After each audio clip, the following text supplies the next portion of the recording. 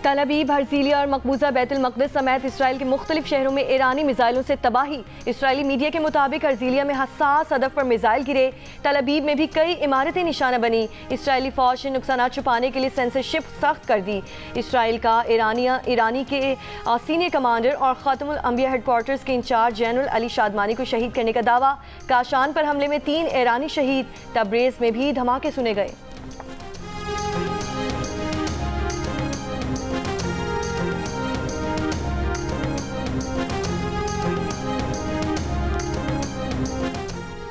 अमेरिकी सदर ट्रंप ने ईरानी शहरियों को तेहरान खाली करने की वार्निंग दे दी। चीन और जनूबी कोरिया की अपने शहरियों को जल्द इसराइल छोड़ने की हिदायत। ईरान इसराइल जंग के बायस अमेरिकी सदर डोनाल्ड ट्रंप कनाडा में G7 इजलास छोड़कर अमेरिका वापस रवाना। सिचुएशन रूम में कौमी सलामती काउंसिल का अहम इजलास तलब कर लिया। अमेरिकी सदर ने सोशल मीडिया पैगाम में कहा कि G7 इजलास छोड़कर अमेरिका वापस जाने की वजह इसराइल ईरान जंगबंदी से कहीं बड़ी है। ट्रंप ने लोगों से कहा कि वो मुतवज्जा रहें। फ्रांसीसी सदर को शोहरत तलब करार देते हुए ट्रंप ने कहा कि मैक्रोन को बिल्कुल अंदाजा नहीं कि मैं वाशिंगटन क्यों जा रहा हूं, लेकिन इसका जंगबंदी से कोई ताल्लुक नहीं है, ये इससे कई बड़ा मामला है।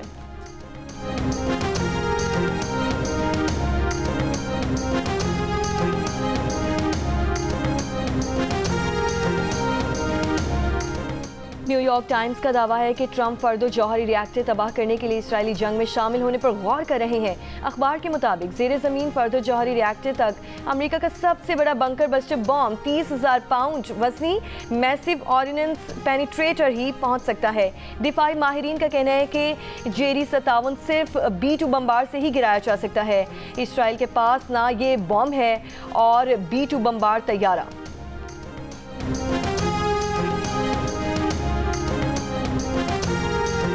ईरान में फंसे पाकिस्तानियों का इनखला जारी। असिस्टेंट कमिश्नर नईम कासिम शाहवानी के मुताबिक 12 तालिबात समेत मजीद 40 तलबा को तफ्तान बॉर्डर पहुंचा दिया गया है। ईरान के मुख्तलिफ शहरों से आज मजीद पाकिस्तानियों को तफ्तान बॉर्डर पहुंचाया जाएगा।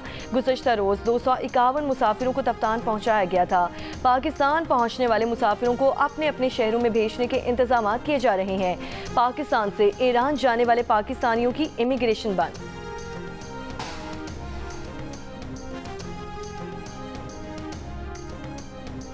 फील्ड मार्शल आसिम मुनीर की कराची के अमेरिका के सरकारी दौरे के दौरान ओवरसीज़ पाकिस्तानियों से मुलाकात। बड़ी तादाद में पाकिस्तानी कम्युनिटी की शिरकत। ISPR के मुताबिक ओवरसीज़ पाकिस्तानियों ने ऑपरेशन बुनियानुम मरसूस मौक़ा हक में पाक फौज की कारकर्दगी को सराहा। आर्मी चीफ ने ओवरसीज़ पाकिस्तानियों के कलीदी किरदार पर शुक्रिया अदा किया। पाकिस्तान मुआशी तौर पर खित्ते में बढ़ती कशीदगी के असरात का मुकाबला करने के लिए तैयार है। वज़ीर ख़जाना मोहम्मद औरंगज़ेब का इस्लामाबाद में तकरीब से खिताब।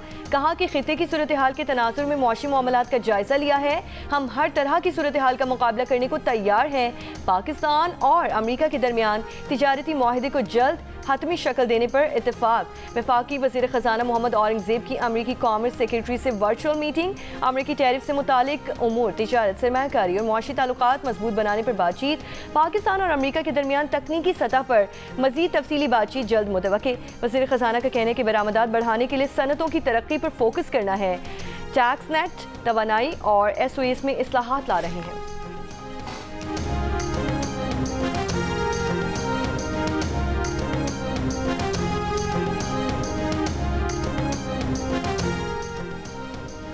बलूचिस्तान का आइंदा माली साल का बजट आज शाम 4 बजे पेश किया जाएगा। बजट का मजमूई हज्म 1003 अरब रुपए से ज़ायद होने का इम्कान। रवा माली साल की तरह आइंदा माली साल का बजट भी तकरीबन 20 अरब रुपए सरप्लस होगा। सूबे के मुलाजमीन की तनख्वाहों में 10% और पेंशन में 7% इजाफा मुतवक्के।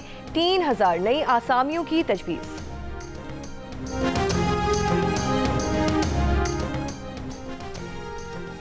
वफाकी बजट गरीब दुश्मन और अमीर दोस्त है। वफाकी बजट में पेट्रोलियम मसनूआत पर नया टैक्स आयद किया गया है।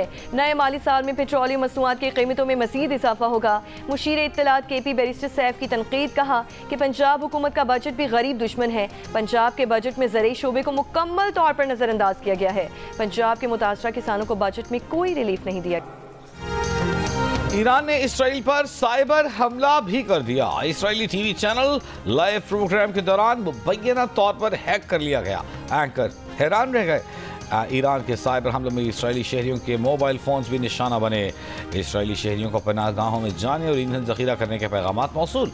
इसराइली हुक्काम ने कहा है कि ये ईरान का साइबर हमला है, अवाम इस पर तवज्जो न दें।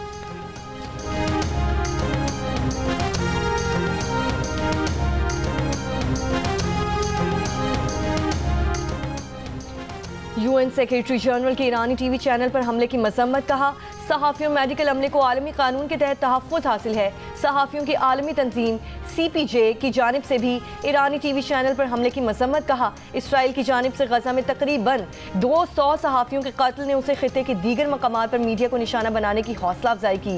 ये खून रेजी अब ख़त्म होनी चाहिए। तर्जुमान ईरानी वज़ारत ख़ारजा इस्माइल बक़ाई ने कहा कि बराह रास्त नशरियात के दौरान टीवी चैनल को निशाना बनाना जंगी जुर्म है।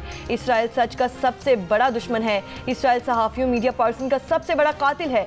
अक़वाम मुत्तहिदा सलामती काउंसिल नस्ल कुश जारे को जालिमाना कार्रवाइयों से रोके।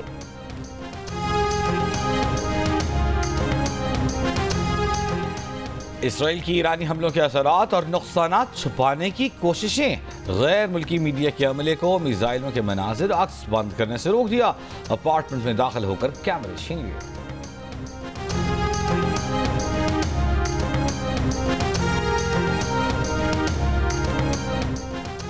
ईरान के मारूफ तज्ज़ियाकार और प्रोफेसर मोहम्मद मरंदी भी इसराइल के निशाने पर। हुक्काम ने तहफ़्फ़ुज़ के लिए मोबाइल फ़ोन ना रखने की हिदायत कर दी। मोहम्मद मरंदी ने अपने रिहाइश गाह छोड़ दी। मीडिया रिपोर्ट्स के मुताबिक ईरानी चैनल पर हमले के वक्त भी मोहम्मद मरंदी इमारत में ही मौजूद थे। के इलेक्ट्रिक ने पेपरी पंपिंग स्टेशन पर बिजली बहाल कर दी। तर्जुमान वाटर कॉरपोरेशन के मुताबिक केबल फॉल्ट का काम सुबह 9:15 पर मुकम्मल हुआ। केबल फॉल्ट रात 10:15 पर हुआ था। पेपरी पंपिंग स्टेशन से शहर को पानी की फराहमी शुरू। के इलेक्ट्रिक केबल फॉल्ट के बाद शहर को 95 MGD पानी की कमी का सामना करना पड़ा। इसराइल ने गजा पर हमले करके सुबह से अब तक मजीद 50 फ़लस्तीनी शहीद कर दिए। ज़ियादातर खान यूनुस के चौक पर इमदाद का इंतजार करते हुए निशाना बनाए गए। पीर को इसराइल 56 फ़लस्तीनियों का कत्लेआम कर चुका। 38 फ़लस्तीनी गजा ह्यूमैनिटेरियन फाउंडेशन के मुतनाज़ इमदादी मरकज़ पर भूख से निढाल अपने ख़ानदानों के लिए खुराक लेने की कोशिश कर रहे थे। अब तक 300 से ज़ायद फ़लस्तीनी इमदादी मराकज़ के करीब शहीद, जबकि 2000 से ज़ायद ज़ख्मी हो चुके हैं।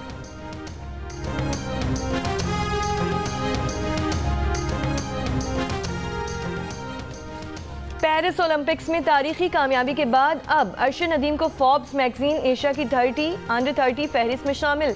स्पोर्ट्स और एंटरटेनमेंट की इस फहरिस्त का मकसद अगली नस्ल के टैलेंट को उजागर करना है। अरशद नदीम ने 2024 में 92.97 मीटर्स की जेवलिन थ्रो करके ओलंपिक रिकॉर्ड तोड़ा था और 30 साल बाद पाकिस्तान के लिए पहला इनफरादी सोने का तमगा जीता था। अरशद नदीम ने गुज़श्ता महीने एशियन एथलेटिक चैंपियनशिप में भी सोने का तमगा अपने नाम करके अपनी जेवलिन बर्तरी बरकरार रखी थी।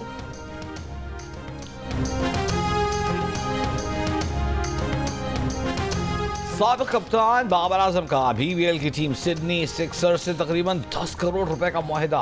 तफसीलात सामने आ गई। सिडनी सिक्सर्स ने बाबर आजम को प्लैटिनम कैटेगरी में पिक किया। बाबर आजम BBL की तारीख के महंगे तरीन खिलाड़ियों में शामिल। दूसरी जानिब शाहीन अफरीदी समेत पाकिस्तान के 70 से जायद और 11 वुमेन क्रिकेटर्स ने रजिस्ट्रेशन कराई। बिग बैश लीग का ड्राफ्ट 19 जून को होगा।